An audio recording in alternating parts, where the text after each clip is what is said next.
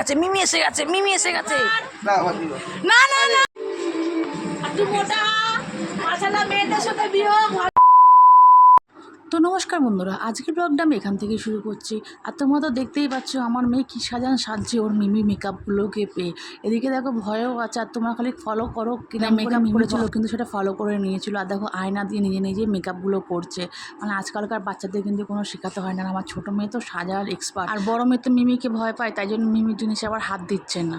তাহলে মিমি আসলে দামার দাম মারবে তোদেরকে। এই মিমি এসে গেছে, মিমি এসে গেছে, মিমি এসে গেছে, এই মিমি এসে গেছে, এই মিমি এসে গেছে রে। এবার দেখ, ইহি ইহি মিমি এসে গেছে, মিমি এসে গেছে। এবার দেখ সব ছেড়ে দিয়ে পালিয়ে গেছে। দেখ দেখ দেখ কি করছে দেখ।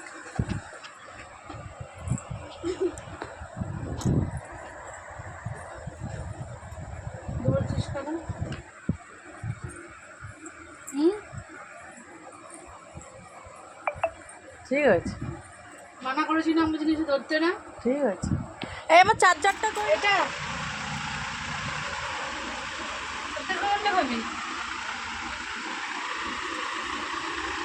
আবার এখনো পিজা বাকি আছে।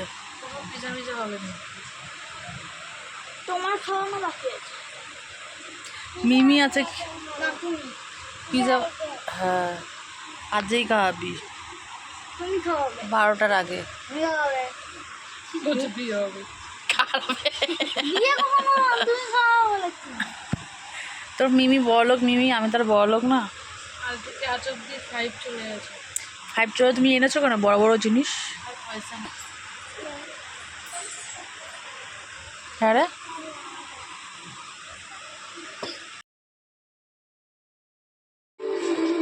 তুই মোটা মাছালা মেয়েদের সাথে বিয়ে হোক, ভালো মাছ মাংস খেতে পারবি, আমাকে কোলে নিবি। না না ঠিক আছে। সত্যি বাবা। একটা প্রেম কর, তুই একটা প্রেম কর।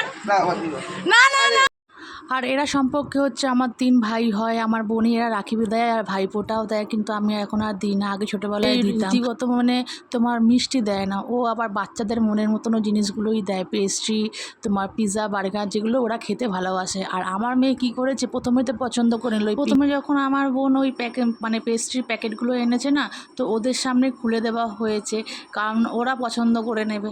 এবার যেই মতন যে খুললো, আমার ছোটো মেয়ে কিন্তু যেহেতু পিঙ্ক জামা পরেছিল, পিঙ্ক নিয়ে নিল। আর আমার বড় মেয়ে তো তোমার সব সময়ের জন্য ক্যাডবেরি খেতে ভালোবাসে বলে ওই জন্য ওর জন্য ক্যাডবেরি ফ্লেভারটাই নিয়ে এসছে।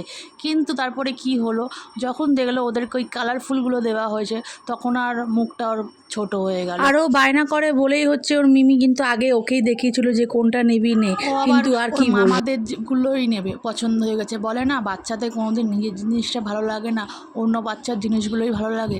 সেই মতনই দেখো মানে মুখটা ছোট হয়ে গেছে। আর দেখো ওদের আগে সাজিয়ে দিচ্ছে যে ওরা, আমার বোন ওদেরকেও রাখি যেহেতু পরিয়েছে, ওই জন্য ওদের যে যে পছন্দ হয়েছে জিনিসগুলো ওইগুলো ওদের প্লেটে দিয়ে দিয়েছে। আর আমি আবার বলছিলাম যে এদিকে একটু লাইটটা কম, তো এইদিকে বসা। তো এই হচ্ছে আমার বোনের বন্ধু, তো ওরা দুজনকে আবার রাখি পরিয়েছে, তোমরা দেখতেই পারবে। আর প্রথমে কিন্তু ওকে পরানো হয়েছিল পোকিমন রাখি, যেটা লাইট জ্বলে, কিন্তু আমার মেয়ের আবার পছন্দ হয়নি। তারপরে তোমরা তো আগের সিনে দেখলেই যে ওকে তখন ফুলের পিঙ্ক কালার রাখি দিতে হয়েছিল।